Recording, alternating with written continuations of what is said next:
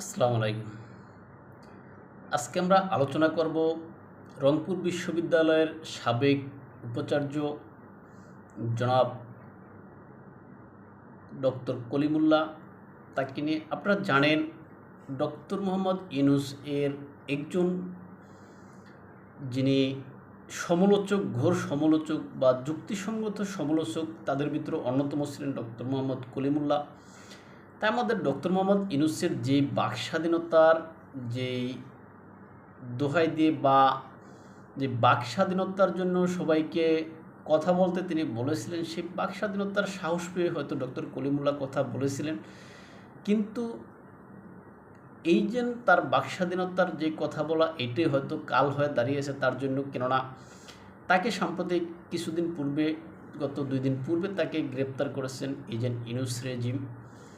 এখন তাকে যে মামলায় এখানে গ্রেপ্তার করা হয়েছে, সেই মামলার বিষয়টা আপনারা জানেন যে একটি দুর্নীতির মামলা।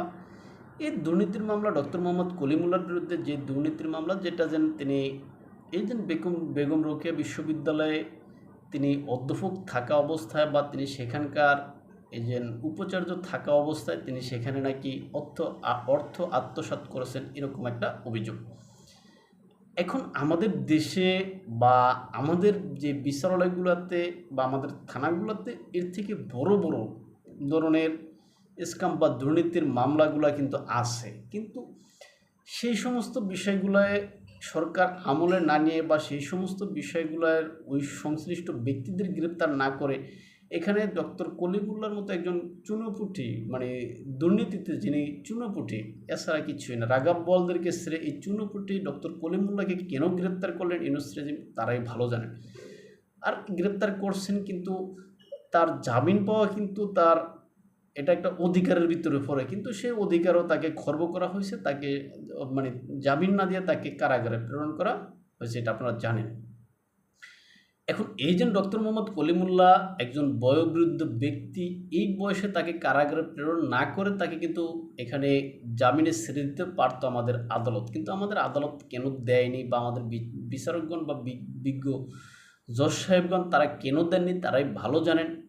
আপনারা জানেন বাংলাদেশে এই যে পপুলার জাস্টিস বলে একটা কথা আছে। যেমন কোনো একটা অন্যায় হয় বা কোনো একটা ঘটনা ঘটে, ওই ঘটনা যদি সাধারণ মানুষ যদি কাউকে চাপ প্রয়োগ করে বা আমাদের বিচার মানে যে সমস্ত বিচারালয়গুলো আছে সেখানে যদি আমাদের লোকজনের যে সেন্টিমেন্টাল আছে, বিচারালয়গুলো কিন্তু ওই সমস্ত সেন্টিমেন্টাল অনুযায়ী রায় দিয়ে থাকে। আপনারা জানেন প্রফেসর ডক্টর কলিমুল্লাহকে যেদিনকে কারাগারে প্রেরণ করা হয় সেদিনকে কিন্তু আরেক বড় এরকম দুর্নীতিবাজ, যিনি জিকে শামীম হিসেবে পরিচিত, আপনারা জানেন কয়েক বছর আগে তাকে এই যে আওয়ামী লীগ সরকার আমলে তাকে গ্রেপ্তার করে কারাগারে প্রেরণ করা হয়েছিল। কিন্তু সেই জিকে শামীমকে কিন্তু ওই দিনই কিন্তু মুক্তি দেওয়া হয়েছে।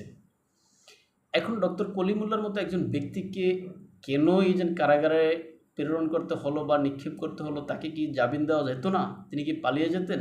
আমার থেকে তো মনে হয় না তিনি পালিয়ে যেতেন। আর যদি তিনি পালিয়ে যাওয়ার হতেন তাহলে তো তিনি আরও আগেই পালিয়ে যেতেন। সুতরাং এই যে ডক্টর মোহাম্মদ এই যে ইউনূসের এই রেজিমে তিনি মানুষকে মন খুলে যে কথা বলতে বলেছেন, আসলে মানুষকে মন খুলে কথা বলতে তারা দিচ্ছে না বলে আমি মনে করি।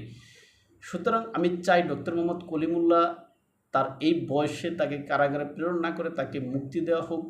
আমরা দেখেছি একজন বিচারকের একটা মন্তব্য আমরা শুনেছি, যেটাতে বলা হয়েছে বিভিন্ন সংবাদ মাধ্যমের ভিত্তিতে আমরা শুনেছি, যেটা যে কলিমুল্লাহকে উদ্দেশ্য করে আমাদের জজ সাহেব নাকি বলেছিলেন যে মৃত্যুর সময়ও বা কবরেও একা যেতে হয় আর কারাগারেও একা যেতে হয়। এখন এটার সাথে বিচারের কোন সম্পর্ক আছে এটা আমি জানি না। আমাদের বিচারক বা বিজ্ঞ জজ সাহেবগণ বা বিচারকগণ এই মন্তব্য কেন করলেন কলিমুল্লাহকে উদ্দেশ্য করে তারাই ভালো জানেন। এটা কি কোনো রহস্যজনক কথা?